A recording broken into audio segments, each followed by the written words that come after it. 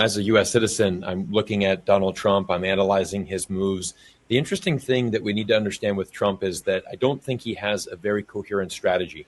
What we've seen in these first 7, 8 months of his presidency is that he has garnered this nickname of Taco. Trump always chickens out.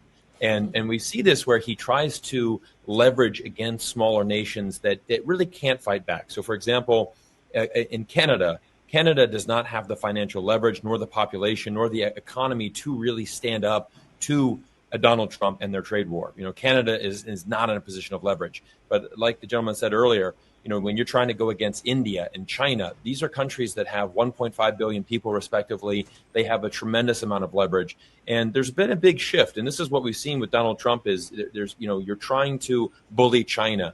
Okay, we're going to do 100% tariffs. We're going to do 200% tariffs. A lot of Chinese are saying you might as well make it 1,000%. We don't care because we have options.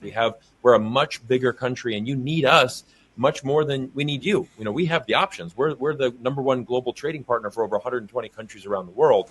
And this is that. I'm so glad you brought up the soybean oil because my family is originally from the Midwest. We're from the Midwest. We're farmers is our background in our family.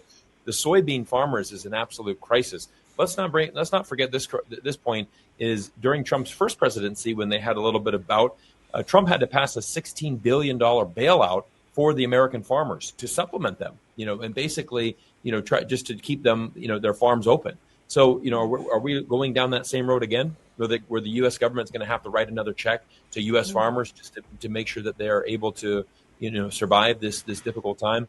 So I think a lot of people in the global South are very proud of India for standing up and not bowing down to Trump. And the thing is with Trump is you just have to wait. You just simply wait, and he's going to come back with a better deal for you. That's how you negotiate with Trump is you just simply wait.